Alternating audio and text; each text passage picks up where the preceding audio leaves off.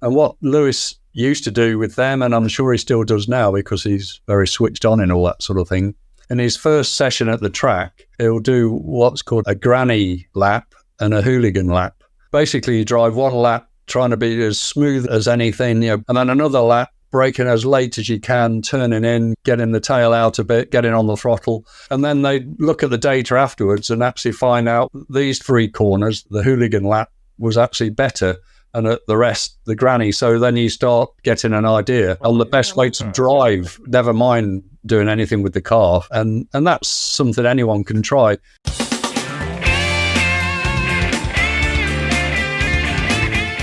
Welcome to the Your Data Driven podcast.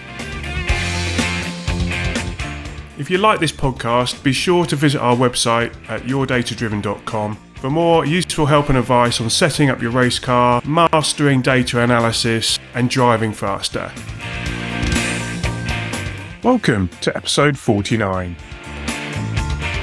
Today I'm delighted to welcome ace engineer Gavin Binkerton Jones. As an F2 team owner, several F1, Indy and sports car aces have passed through his care. Having raced himself on a tiny budget in the 1980s, he shares several tips and practical suggestions that you can apply to your own motorsports.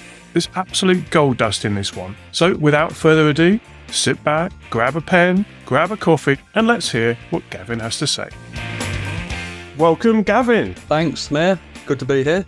Look, I really appreciate you taking the time to join us on the show. You have a fascinating background in motorsport. And photography, which we could talk about as well if you want.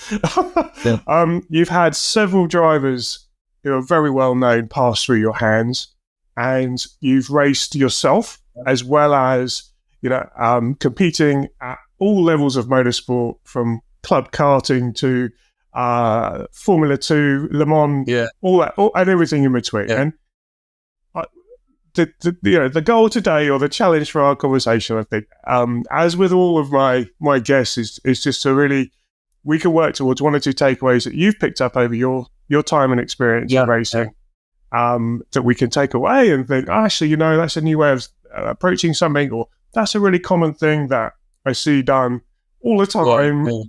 And you just think, with this small tweak, maybe people could get more out of their motorsport, more fun, and go a bit quicker. So how does that sound as a challenge? I mean, there are a few things you can do that don't really cost anything at all, that can help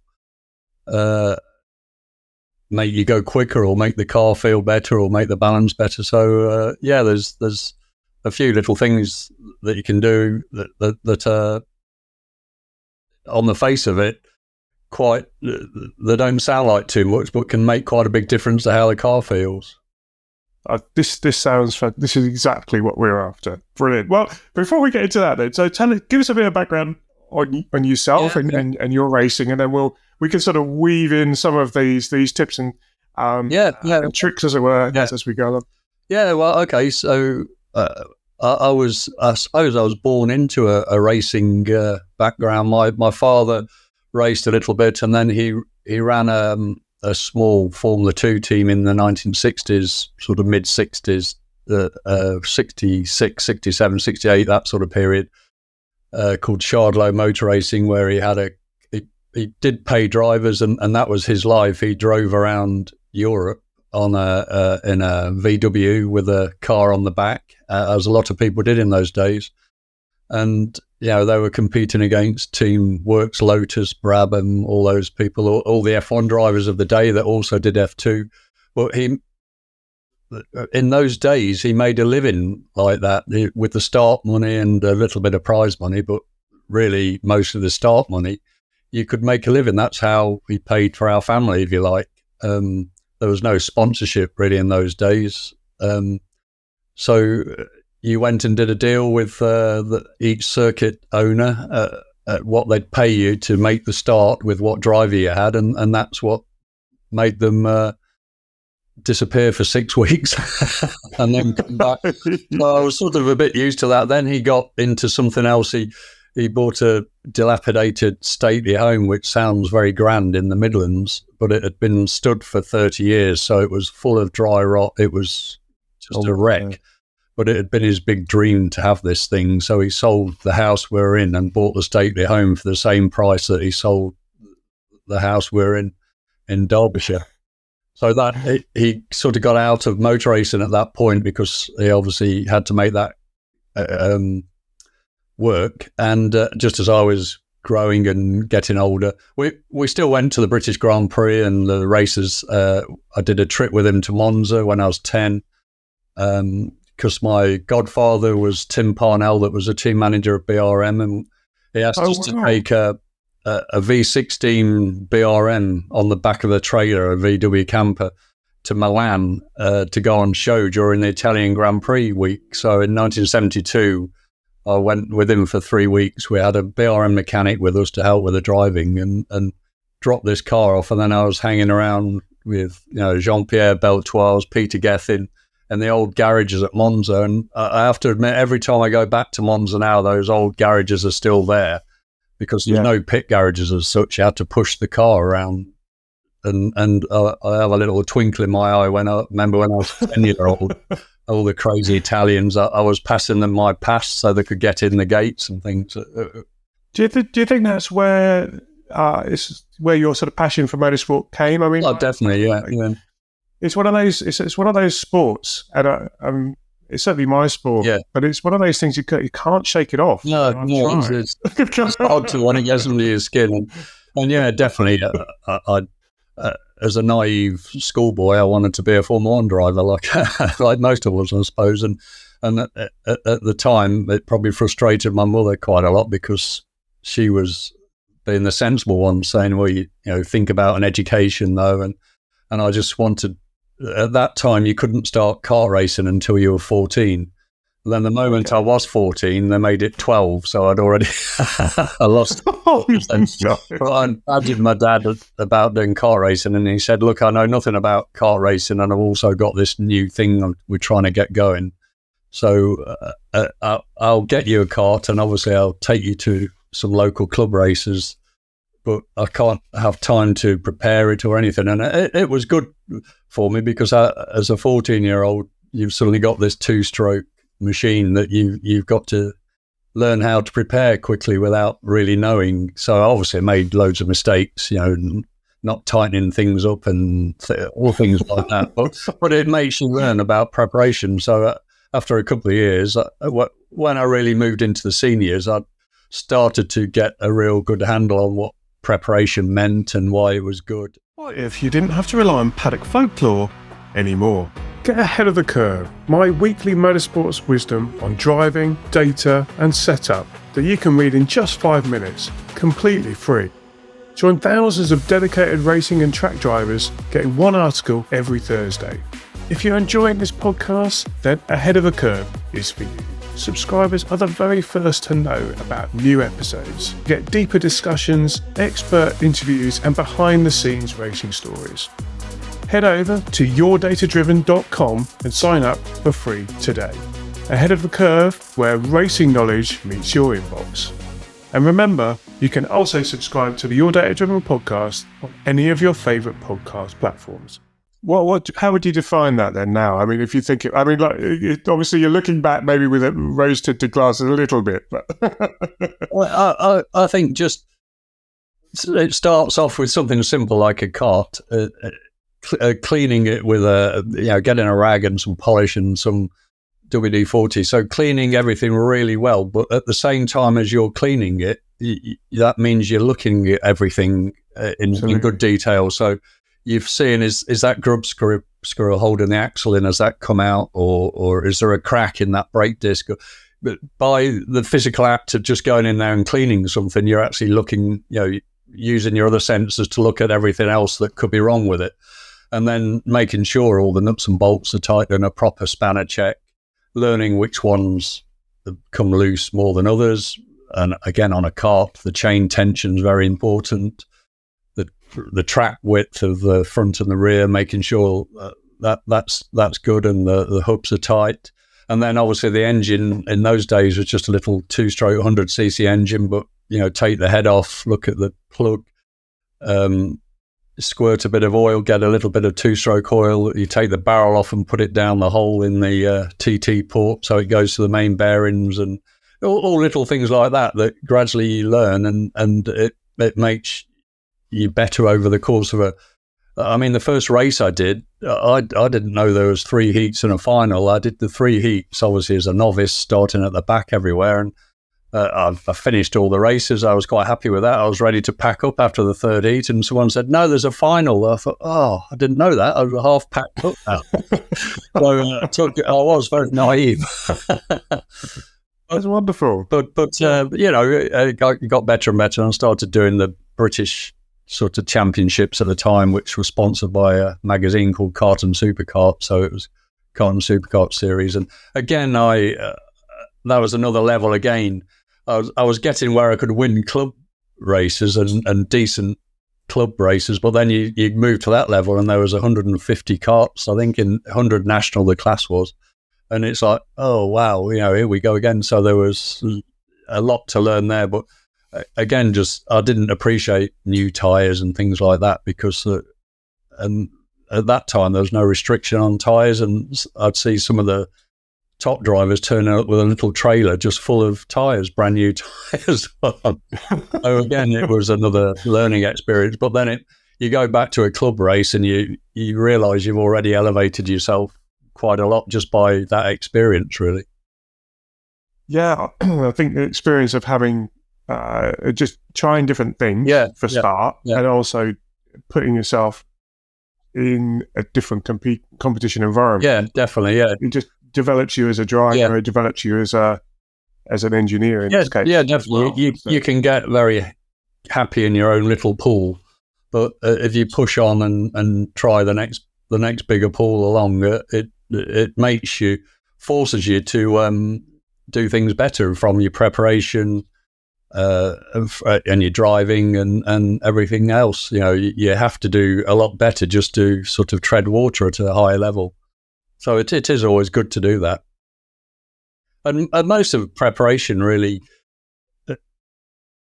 on a kart or a car, whatever. But it sounds stupid, but spend a little bit more time on when you're setting the car up. To some people, setting the car up means checking the tyres aren't flat and then loading it on the trailer. But get the ride heights exactly right, get the tracking correct, make sure it's. I've known people say, it's got 2 mil toe out on the toe in on the rear, and then you look at them, measure it, and one wheel's got 1 mil toe out, and the other one's got 1 mil toe in. So they've got it all right. So basically, get the wheels pointing in the right direction, get the ride heights correct, and the tyre pressures where they need to be, and make sure all those basic things, that they are very basic, but that's where a good balanced car builds from, really, the basics, before you start messing about with roll bars and things like that. I think that's great advice. And people say, to get the basics right. Yeah. But they don't always tell you what the basics are. So you're kind of like, oh, okay, I'll focus on getting the basics right, but I'm still not quite sure what that means. But we'll work it out. As we go along. But each car's got its own different basics that are right, but on let's say a track day type of car, they're basically quite simple things. So it'll have a ride height where it runs nicely at. Another little trick you can do. Obviously, people won't have damper potentiometers and things like that we have in professional racing. But if you've got corners, like if you're doing a track day at, say, Snetterton, you've got Coram, for instance, that's really high loaded up on the left rear. Do you know if it's in the bump rubber or not on the left rear damper? And it might suddenly snap into an oversteer, and it's because it's had a big load input into the tyre through the bump rubber.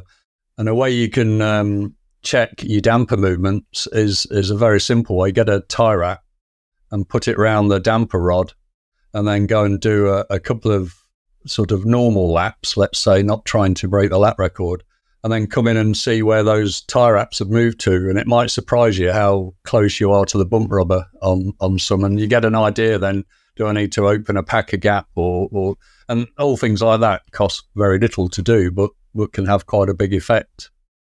So you're saying, so if there's you've got the damper and then you put like a tyre wrap around and then basically as you go round, it's going to kind of nudge it up. Exactly, yeah. So you put it at the bottom, and then as it's going, you come back in and stop, and there'll be a 20 mil gap then from the shoulder. So you know that you've moved 20 mil, and if it's a lot more than that, the tyre wrap might be stuffed into the bump rubber, and you know that you've got an issue that needs sorting out. Really, either a different bump rubber to put on, or just a bigger gap.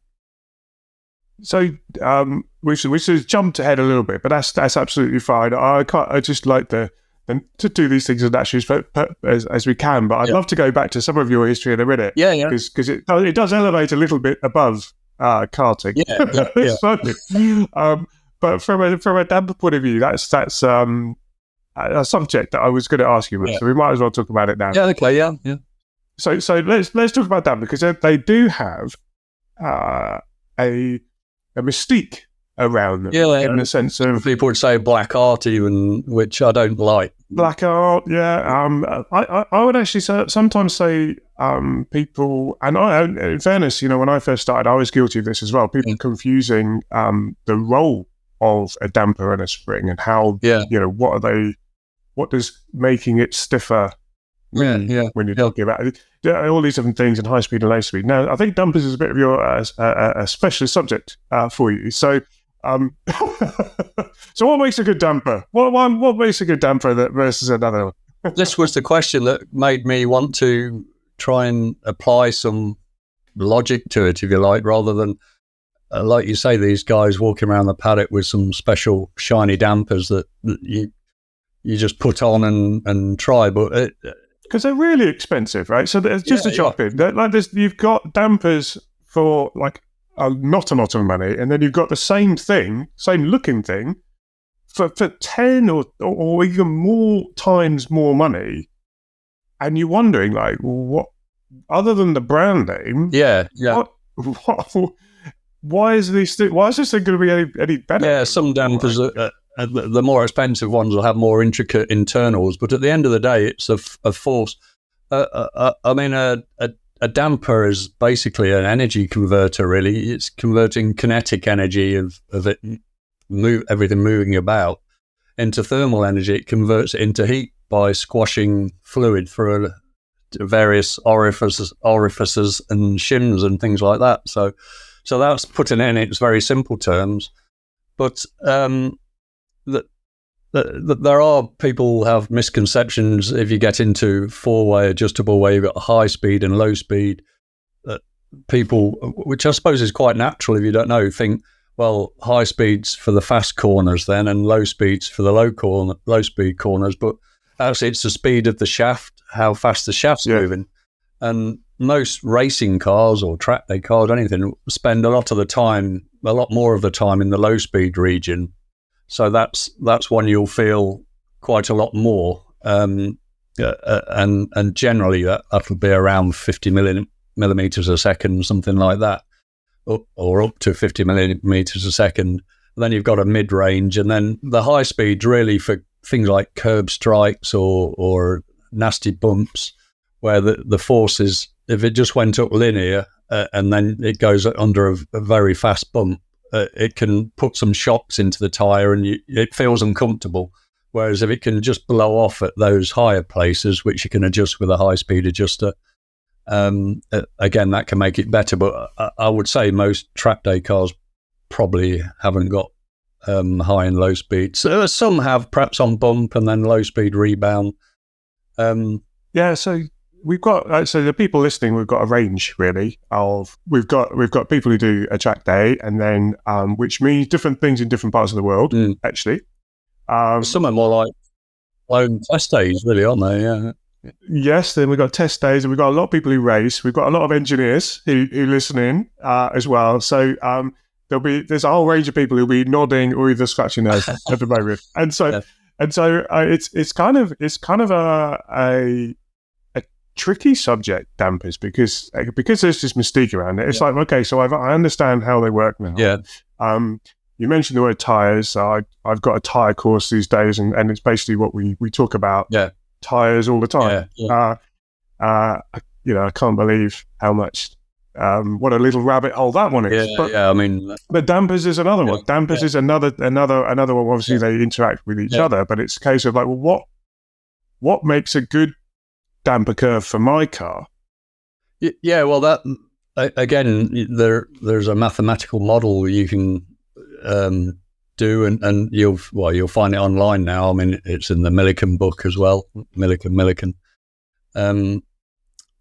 where you take the spring you've got on the car, the motion ratio, the weight, the unsprung weight, and a few other factors, and you can put that in and find out a damper force value in newtons or whatever you want per millimeter a second, and that's how you can get a basic idea of what damping at let's say a low to medium speed that car requires, and that will get you well in the ballpark for a start. And then obviously for each circuit it's a little bit of tweaking can be done, but that gets you in the ballpark.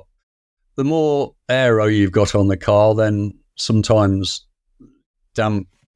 mechanical grip from the damping is sacrificed a little bit to basically going stiffer to control the platform of the car. If it's very peaky on the front splitter or whatever you've got, you might have to run it a bit stiffer for mechanical reasons, but actually you get a bigger gain overall because the aero is working better. So again, you'd only try that by testing really, but certainly if you've got dampers with more than just low speed adjusters, then start with the low speed. That you'll probably feel those the most to have an effect on performance.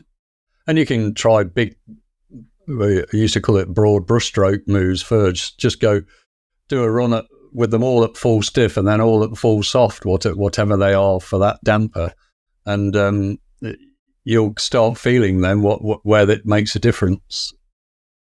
And I think that's a really good point, and it's something that, as again, we talk about on the tires, but it's talked about with any kind of approach to testing. And I think one of the things I was going to ask you about was planning, and you mentioned it a couple of times, but it's not being afraid to change something, and not being able to change something in a quite a big way, away from a typical value that you may have, and in the sense of just to explore it. Now, I am an engineer, but I race and drive as well, and but not I'm an average engineer and I'm an all right driver, but but the point being is that I was always wondering, like, I knew theoretically on my computer there was a difference, right? I'd done the maths, but I was like, would I, as a non-professional driver, notice any difference whatsoever?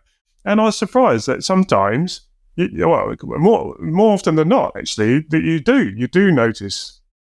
You can feel the differences, which is it's really encouraging in a way. I mean, generally, if you make a change like that, even if you're perhaps not driving the car at its 100% capability, if the change you've made in the right direction makes the car feel a bit more balanced, let's say, then as a driver you can push a little bit more to use, try and find where that limit is of the grip. So it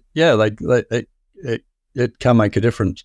I mean, when we first started doing GP2, just jumping massively forward from... I was going to say, just dropping GP2. We've gone from karting to GP2, everyone. just flagging that. Which for anyone listening who doesn't know what GP2 is, that was Formula 2, F2, before it was current name. So we've gone full circle, actually, from your dad's... Yeah, I know. It was actually quite... I had a little moment when they renamed GP2 F2, which it always should have been F2 to start with, but there was contractual issues, I think. So the first race we did when it was renamed F2, I think, was Bahrain 2018, I think it was. Might have been 2017, I can't remember. But I was working with Virtuosi with the Russian time with Artem Markelov then, and he actually won the first race. And I thought, my dad, who unfortunately is no longer with us, I thought he'd be very proud of the fact that it was just remain left to him. We won the first ever race. Oh, it'd be absolutely. You'd be like, right now, you need to buy an old house and do it up. That's all he would have said. It would be like, right, you've achieved everything you need to in motor racing now. Go renovate something. Yeah. So how do you get there? So let's talk about that, because I think this is a fascinating story, and I only know a little bit, and I'm actually as intrigued as everyone. Well, so going back, sort of from the end of karting to, my small career, if you like. I didn't. Someone my dad knew from racing a while back ran a small team in Derby, and he had this old Van Diemen Formula Ford 2000, which was probably a bit like a Formula Renault now or something like that. But it was 5 years old at the time, and it had been in an accident, and the chassis was all bent. So he bought it. It was a complete car, but just bent. So that was a little project for us to straighten that out, put it together, and said, well, we might as well. Let's do a test day. So that's how I got into doing that. And I did a few races in the first couple of years. But again, we could never afford to do too much. And then got a bit more serious. It met Mike Pilbeam, who we'd known from BRM, and he ran obviously a successful hill climb cars, but he also built some Formula Ford 2000s, which were quite nice little cars. Did he? I didn't know that. Yeah. In the hill climb. Early 80s, really, yeah. Unfortunately, it never quite took off for him, so he kept with the hill climbs because that was so successful. So we spent, myself and my friend who acted as my mechanic, Steve, we went to Pilbeam's for a couple of weeks, built up a car. We learned a hell of a lot in that time. We're in the factory with their sort of main mechanic, Mick, who unfortunately is no longer with us anymore. And built up a car, and then it was at that point we started doing things properly, like made up a gauge to measure the bump steer of the car, which is just a little trellis that lent on a plate that you put on the wheel hub, but with a dial gauge on it, so you knew exactly where the bump steer was. I mean, on those cars, they had more movement than some cars that we have now, so the bump steer is more important. But I was going to say, I've got a question for you about bump steer. Yeah. So, because my background is racing, but it's also automotive, so mainstream automotive. Yeah. So okay. Yeah. The bump steer is a characteristic you're designing into the car on purpose, but with my own racing and in the paddock, the paddock folklore says you don't want any bump steer ever because it's bad, but no one really tells me why. And so, and I was like, I'm not sure. Like, why would you not want it? So what's your perspective on that? And have you used it as a tuning aid and things like that? Yeah, in car racing, it's especially something smaller like a Formula Ford or a Formula Ford 2000, something with a little bit more movement in it. And again, it depends on the level of bump steer you've got, but if you work on a big level of it, if you hit the brakes hard, and let's say you've got quite a lot of bump steer on the front, and as it squats down, the wheels are doing this as you're trying to modulate the brake, or the rear's doing that. It just can make... No one can see this, but you're the hands Gavin's hands are pointing outwards at the moment. So just for the benefit of for people who can't see you, which is everyone.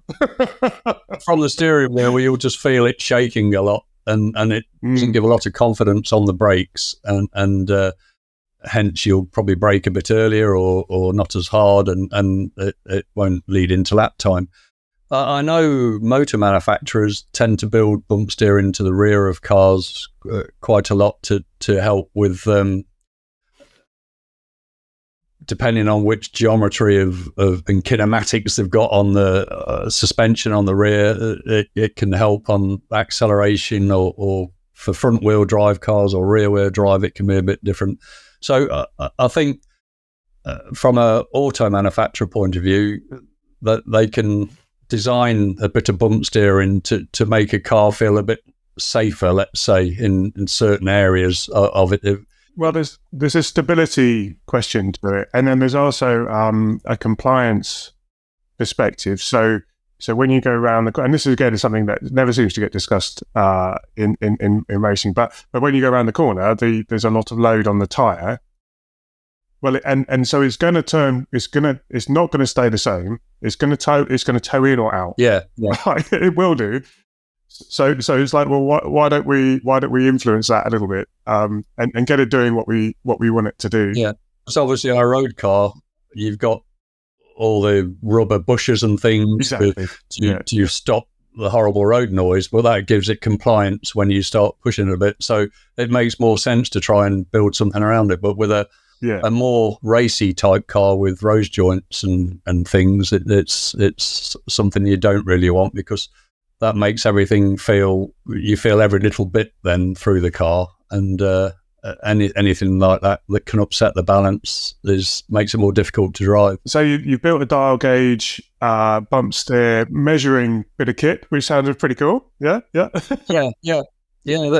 nice. And just learnt about everything, and then used the pill beam for about a year. But at that time, the Reynard sort of came on and blew everyone's doors away, really. So we bought another couple of pill beams off Swallow Racing that were rolling chassis or had slight damage. Over the winter we built 3 they're all rolling chassis. So we built 3 rolling chassis complete with all the bits we had from the pill beams and made them nice.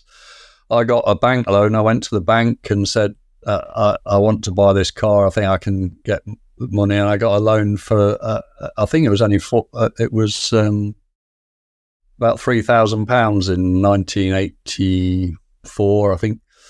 But I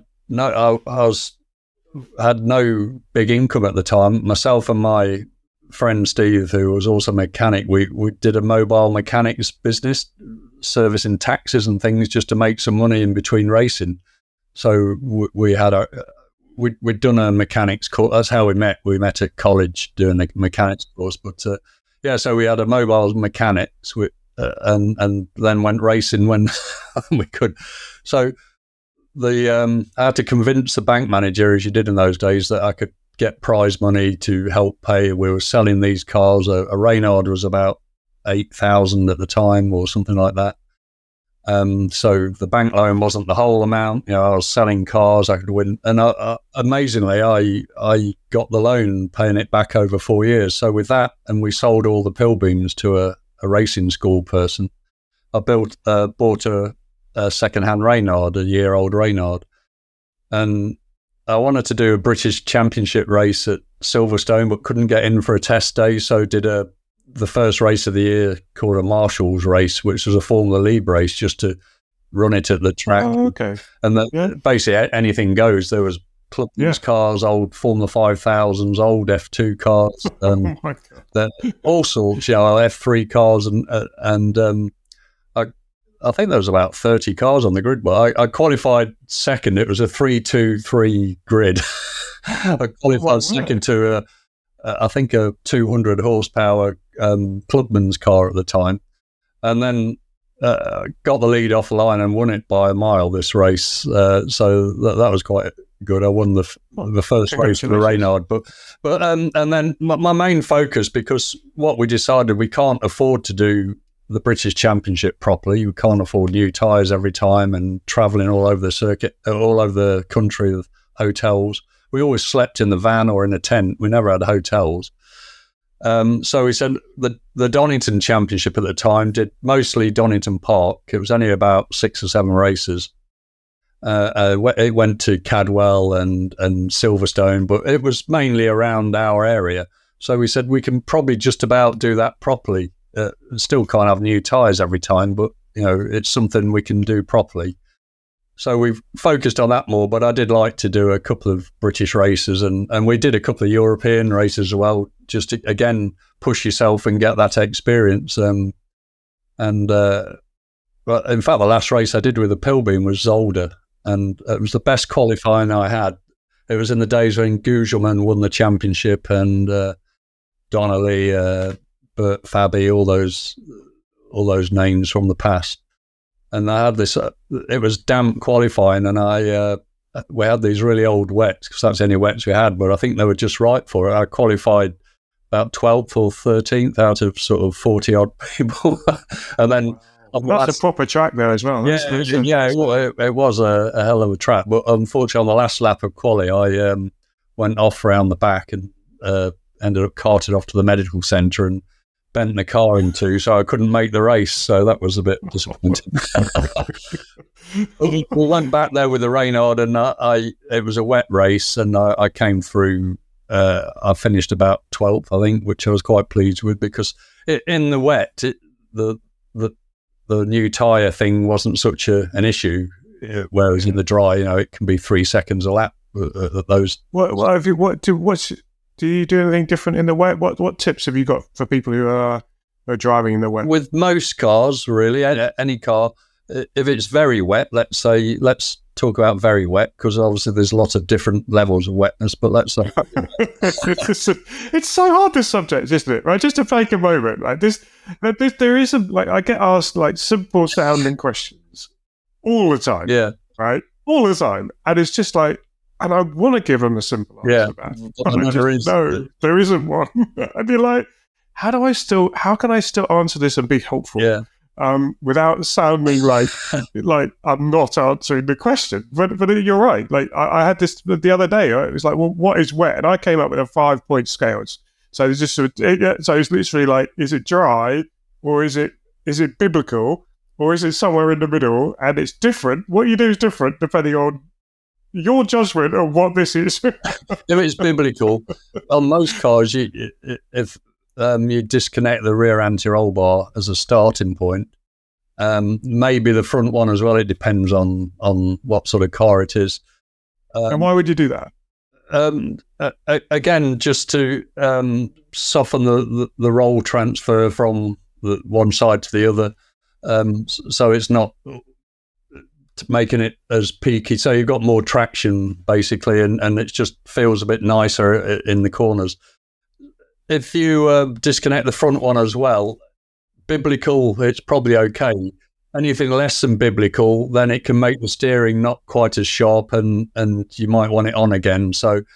But whereas the rear roll bar disconnected probably lasts down to 3 of your stages before you get to that horrible greasy dry bit where you think, is it best to leave it in dry setup because I'm going to do more in the dry? I mean, sometimes in F2, you're going to start a race in the wet, but you can look at the pre-forecast and say, look, this is the end of the rain.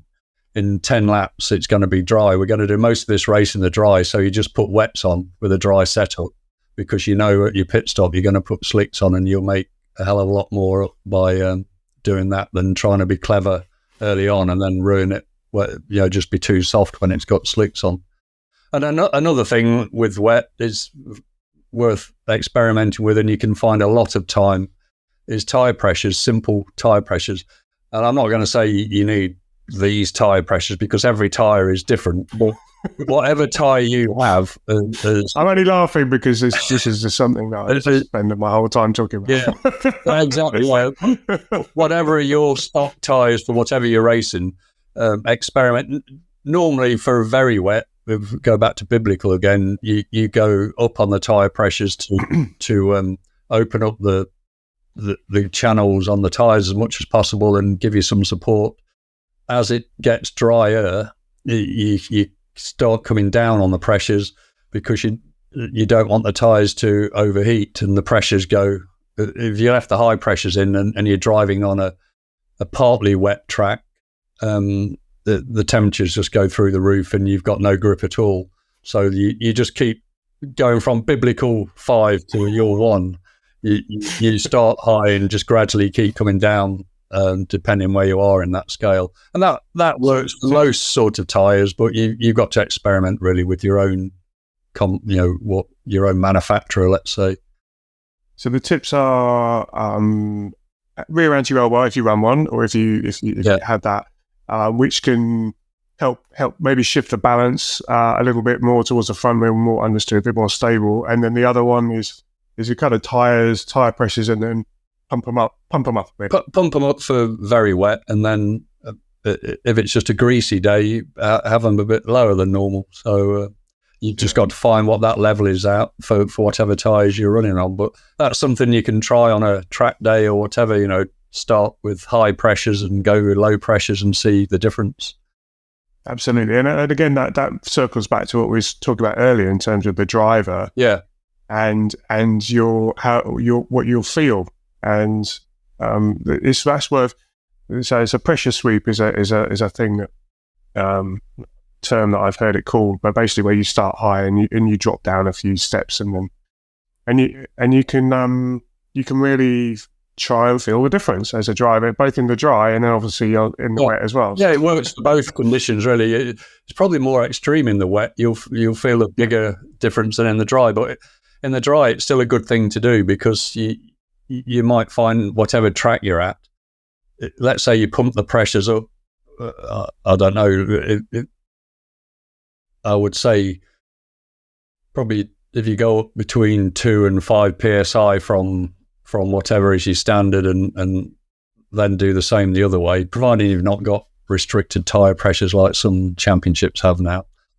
It's just so difficult, isn't it? It's just so difficult to be. I know I can tell you like. I just want to give like a proper number. Like give someone like a number to work with. Yeah, it is hard to give a number because they're all so different.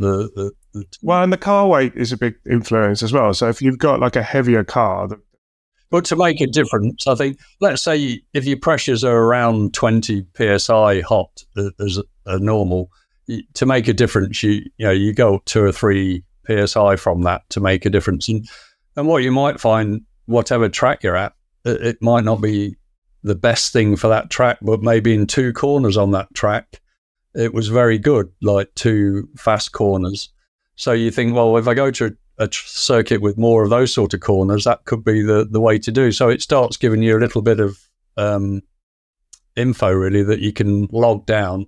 And obviously make notes all the time when you've tried something and where it was better and where it was worse. So with that, and because you mentioned at the beginning some tips and takeaways, I think you already like mentioned loads, because you said some things that are kind of free, they're quite free and easy to do. That's what you've got to look at, because there's plenty of things you can do that cost a fortune, but if you're looking at let's say more the amateur or racer that hasn't got the big budget, there's still things you can do. I mean, again, on tyres, a good thing is don't just go there with whatever you've blown them up with. When you get to a track... What is from a gas point of view? Yeah, what air you've got in the tyres. Let them all out. We call it purging the tyres. Let all the air out as much as you can. If you can, fill it up with nitrogen. Get a bottle of nitrogen and fill it up, because... it's not the be-all and end-all. I know everyone says, nitrogen this, nitrogen that. But you're really trying to minimise the moisture in the tyre, and there can still be some in there when you purge it, because it can stay in around the edges. But that's what gives you the pressure increase, the moisture level in the tyre. So if you can minimise that, you'll have less pressure rise, and that again can help on over a course of a race. Rather than a qualifying, over the course of a race, really, if you can minimise the pressure. I mean, we do it quite a lot. If you can find somewhere that's got what they call a dry air compressor now, which a lot of places have got, then you can just pump them up with the normal dry air. You don't need a bottle. But even if you've only got a compressor in the back of your van, check it's not full of water. Yeah. and get that out of it. Yeah. But then purge your tyres a couple of times during the day and just put fresh air in and just try and minimise that moisture content in there. I mean, if you do have a I've seen these things where you put it on to the it sort of dries the air as you how about they're like rice or something inside. I can't remember what they are inside, but they take the moisture out of the air. Yeah, you can get those machines, but obviously there is a cost involved with that, which is probably beyond most amateur racers, let's say, and the time factor as well. that you need someone to do that for you, really, whilst you're running around doing all the other job on the car. And this is it, isn't it? This is the practicality. So we talk about this stuff all the time, and it's kind of like, well, this is, you know, and so I never say like, this is what you should do. No, it's like what I'm always trying to do is like, this is a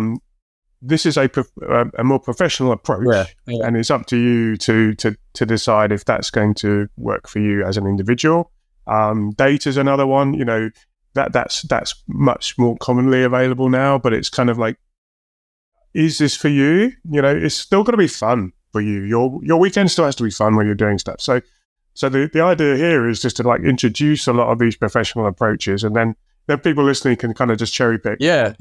What they fancy doing, but it's still going to be enjoyable. If you can get a cheap data system and just look at brake and throttle and G-force and steering, you can learn a lot from that. And again, it goes back to the experimentation. Try different brake shapes. I mean, we say a brake shape, we're sort of anal about them in things with carbon brakes, which is basically like a sail where you hit the brake and the pressure goes straight up and then you bleed it off. So it's like a triangle shape. So brake shape, you mean the shape of the trace rather than the physical brake itself. It's like, which is, put those round brakes on, or the square ones, or these oblong ones. No, it's not that. No, it's the shape you see on the computer. Yeah, so which looks like a triangle if you get it nice, but on some different sorts of cars with steel brakes and different pads, it can sometimes work better looking like a loaf of bread, where you brake, then hold the pressure on a little bit and then bleed it off. And because the technical terms of mu for the friction can happen a bit later with some brakes. So again, you can try just braking differently on a session, on a track day or whatever, and just see which one works best. If you've got a small data system, then you can start looking at those aspects. I mean, one thing that name dropping a bit, but Lewis Hamilton. You haven't done enough name dropping, by the way. People are listening and they're like, you see, who is this guy? Like, he's dropping in a few little hints here. I mean, like, I've got a little list here, right? So you say about name drop. I've got a little list of some of the drivers that have passed through your hands. But who like, you do some name drop just for the sake of people listening, so they can like, oh, okay. So there's some of this stuff is, you know, these are well-known people, like, I don't know, Scott Speed, Timo Glock, you know, all these people that have been in Formula One. Yeah, Ernie Viso, the Bruno Senna, Karen Chandup, the Sky Man. It just goes on and on, doesn't it? It's just too humble. You're too humble. but go on, do the name dropping that you were gonna say. I think we were running, Oliver Turvey, who worked at McLaren at the time. We had a McLaren connection, if you like. We weren't a junior team, but F1 teams like to say they have connections with GP2 or F2 teams, but it can help, and it's nice going there, and it's nice for the driver to go there and use a simulator. But generally, you have a meeting with all the engineers, and they say, "Well, you can do this or that, or why can't you do that?" And you say, "Well, it's not. None of that's allowed in our rules. We can't change that to an aero. It might look crap, but you can't change it." So it generally falls apart like that, and they just like to offer you drivers so that they can take money off them to be a part of the junior program. Usually, but some have got proper things going. And we had an association with McLaren, and we had one of the engineers came with us for a few races to see, because he'd gone straight from uni into F1, as a lot of decent engineers do. But they wanted him to see something other than F1, so he did a few weekends with us. And he, at the time, it was Hamilton and Kovalainen, I think, were their drivers. And one thing that Lewis used to do quite a lot, which anyone can do on a track day or whatever you want, is some circuits require a different way of driving than other circuits, just because of the nature of the corners, long corners or short Mickey Mouse type tracks. And what Lewis used to do with them, and I'm sure he still does now because he's very switched on in all that sort of thing. In his first session at the track, he'll do what's called a granny lap and a hooligan lap. So basically you drive one lap trying to be as smooth as anything, brake a little bit earlier, but get on the throttle earlier and be all your inputs nice and smooth. And then another lap, braking as late as you can, turning in, getting the tail out a bit, getting on the throttle.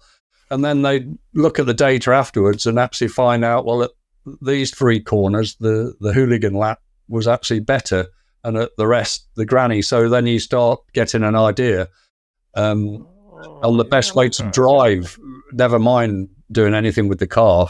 And that's something anyone can try. It doesn't cost anything at all, just a couple of sessions. And it can sometimes open your eyes a little bit, So one of the things that really has come out recently, I've been discussing more recently, is around this sort of more purposeful practice and more purposeful testing, because quite often there's, like you've already alluded to it, like the's so much to do, just to get the car on the track. You almost sort of you get the car and you sort of buckle up, put your helmet on, and you sort of breathe a sigh of relief. It's like, we've made it. We've got to the end of the pit lane. We're about to go out on the track. It's like, what? And then it's a case of like, what are we actually going to do now? And you drive around, you look at the stopwatch, and you look, you come back and you do some stuff with feeling, and it's like, oh, okay. And then retrospectively, you can often think, actually, if I'd thought about that before, if I'd gone in on the front foot, maybe we'd have got more out of that session, or maybe we'd have found something different. Well, definitely having a plan beforehand is good, and they're the things you can plan for. This session, I'm going to do 5 laps like a hooligan and 5 laps like a granny, and just see if it surprises me what I see on the lap times.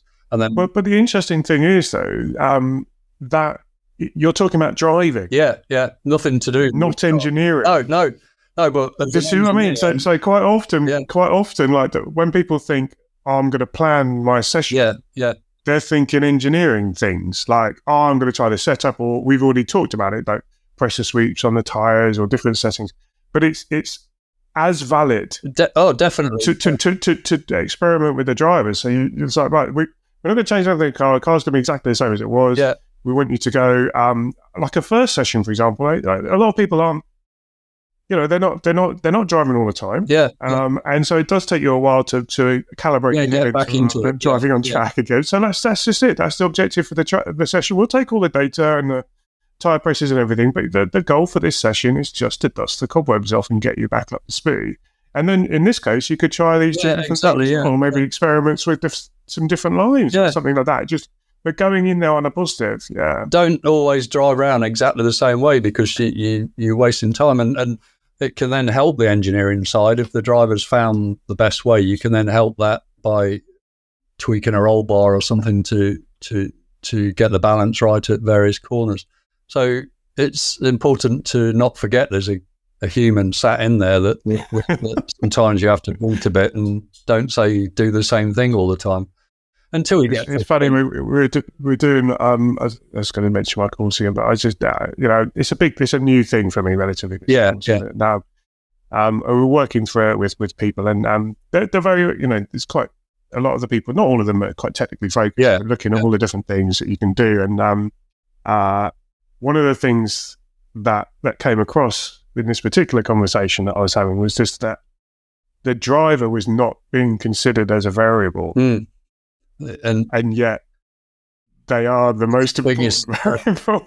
Well, one thing that opened my eyes, because in single-seater racing, you work with one driver in your car, and mainly for at least a season, you work with them intimately, and that driver might be a second off the pace averagely, and you pulling your hair out, or in my case, I haven't got a lot left, but you're trying to find every 100th and 10th, and sometimes you're kicking yourself because you must have lost something. But when I started doing the World Endurance quite late in my career, which I'd never looked at before, I'd never been that interested in, but my friend and former business partner Richard Selwyn got involved with the German team Project One and said they're only doing Super Cup at the time, and they've done that for years and won the championship, but they're going to do WEC. What do you think? That's a big step. And he said, yeah, they don't appreciate it yet, but I've tried to tell them. So they wanted me on board to try and bring that along a bit. So when I started with that, it was amazing. You've got 3 drivers then in exactly the same car. All of in the GT AM it was in. So you've got a pro. In our case, we had Jörg Bergmeister, a very strong, successful Porsche pro, knew what he wanted. He was quite hard on us as engineers, but in the right way, if you know what I mean. Then we had a silver driver, Patrick Lindsay, the American, who had his own team, so he knew a lot about things, and he also thought he knew a lot about things, but maybe not so much. And then the gent, the bronze driver, Egidio Perfetti, who very good bronze driver. He's one of his family owns the Mentos Mint, a massive thing, and a lovely guy. Keep them separated from Coca-Cola. That's the main. Yeah, that's right. Yeah, exactly. We did say that to him a few times. A really nice guy, and he could turn a decent lap. But it's funny. You'd put the pro in first, and the car would do whatever it could do, and you'd try a couple of little things with him. But then you've got to get the drivers in to get their laps in. So then you'd perhaps get the gent in, and the car would be 3 seconds a lap slower or 2 seconds. And then the silver would go in, and he'd be a second faster than that, but not. So you can see how important the driver is in the whole equation. That car hasn't changed, but there's probably 2 to 3 second difference between 3 drivers. So, and how do you approach that though? So because people listening are in the same position in that sense. Yeah. Or they might be self-coaching themselves, or they might be in a team, and there's a motor racing by its nature has a bravado to it, I suppose, and there's a lot of paddock advice that goes on about I'm flat through turn 3, it's easy, all that, and you're thinking I'm not flat through turn 3. That's like, are you? And it's all like smoke and mirrors, right? So well, they might be flat through turn 3, but it's because I was so slow off the last corner. There's all these different reasons, right? But so have you done any coaching with drivers like that in that sense? Because you end up having to be a coach even if you're in. Oh, definitely. I mean, it's easier in that way, in a sense, because you've got the pros data. You always let the pro drive it first. But as these things are with the balance of performance and everything, the manufacturers always like the pro to have a full load of fuel and if he's got new tyres on, so you're not showing a lot, but you're still getting a decent data from him. And then you've got that to use when the silver and the bronze go in. So, I mean, I had quite a good relationship with Perfetti, and I did all the radio comms and everything on track and the strategy and stuff, but I would be looking at the telemetry coming through and have one of Bergmeister's laps as the datum, and would be advising him during a stint. You can brake later there, or during qualifying. Next lap you need to be flat through Rouge or whatever. Pump them up. Tell them you've got the tyres on. You've got the fuel load low. You can do it, sort of thing. And it's trying to get that relationship really, which sometimes it doesn't happen with a driver. Just different characters. You never get. You can have a working relationship, but you never get that intimate relationship. And I think when it does click with someone, it's very rewarding then, because every little thing you say, he believes, and vice versa, and you have a real good connection then. But you can still have a very good year with someone that you haven't really connected with, but it's not quite the same thing. But it's a two-way street in that respect, really. I'm looking at the time. I can't believe it's all we're already up. I've been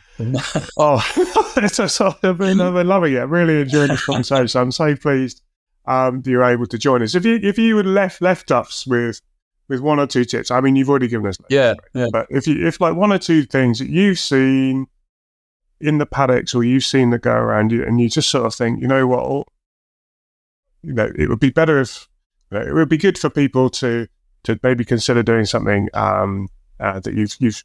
I would say in the lower end regions of racing, don't be tempted to bolt something on your car or do something just because you've heard it in the paddock pub in the evening before. Have a good reason for doing anything. I mean, if you're allowed aero devices or things like that, you can do your own flow viz with a bit of WD-40 on there, and you might find. Oh, really? I've never seen that. Yeah. We did it on that A1 GP thing. Someone wanted us to run the American thing, and we ran Scott Speed at Paul Ricard in a 3-day test, the first big test for it actually, and those cars were a bit crude to start with, and they had this big wing on, and we did the WD-40 and found that the last 2 holes of wing were useless. The flow was just all over the place, so it was better to run 2 holes off foot maximum, and we ended up quickest on those 3 days, and it's little things like that. If you've got. So how would you do it? How do you put it on? So you just like put a little bead at the front or something like that? Spray it. So you just spray it on, and it'll pick little bits of dirt up, so you'll see the flow afterwards. But if you want to go a little bit deeper than that, you can use paraffin, and you can get a powder from aerodynamic places which the F1 teams use, where you see all the fluorescent lines. You can get this powder and just mix it with paraffin. But you could mix something else with paraffin just to make it a white colour, even if you put a bit of water in it, or something that makes it go off. But generally they'll pick dirt up along the way, and you can, if you know what you're looking for, you can see if the flow is going back on itself or just not looking nice. So that's another little thing you can do.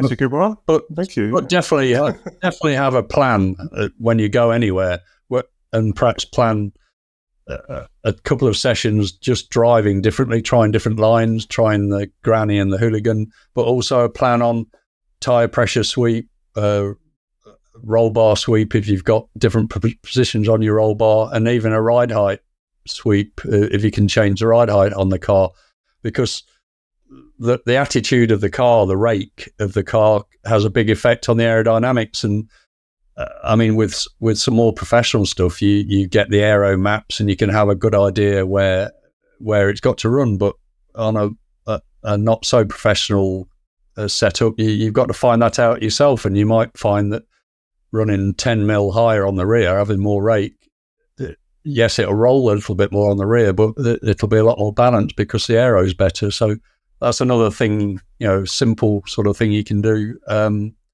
So have a plan to do these things. That's the main thing, along with making sure the wheels are tight, making sure the fuel's in the car, and you've got. Well, it goes full circle, doesn't it? All the way back to the beginning of like when you just started with your, 14-year-old with your cart. Have you screwed this thing together? Exactly. Yeah. And then the tip for the cleaning is another one. That's another guest of mine who works in Mercedes, but he also hill climbs. Okay, yeah. So there's lots of parallels there, but that was his big tip. He was like, the biggest thing you can do is clean your car. And I'm looking at him going like, what? And I'm like, explain? He goes, yeah, because you're looking at the car. Exactly, yeah. And you're seeing stuff that you don't see. No, if you're just polishing the exterior, you don't see anything. But if you're cleaning everything, you can take the engine out and clean everything, and you might think, "Oh shit, that's cracked down there by engine or whatever." Yeah, obviously this is treat with caution. Yeah, because you may not want to know. Yeah, put it back together quickly and try and sell it. Oh, look, Gavin, thank you so much for this. It's been absolutely wonderful, and I just really appreciate taking the time and thank you. No problem. Been good fun. How great to have Gavin share those insights with us on the show. A trait I often see in the most successful people in our sport is a humility and a willingness to share what they have learned and continue to learn to go faster and have more fun at the track. It was a real privilege to speak to him, and I hope you enjoyed hearing what he has to say as much as I did in talking to him. You may know that at the end of season 1, I wrote the Motorsports Playbook, a summary distilling the first 20 shows into nuggets of wisdom. I made the notes so that you don't have to. If you've not got it yet, go and grab yourself a copy from the website. If you like this episode, be sure to subscribe to the podcast and visit us at yourdatadriven.com.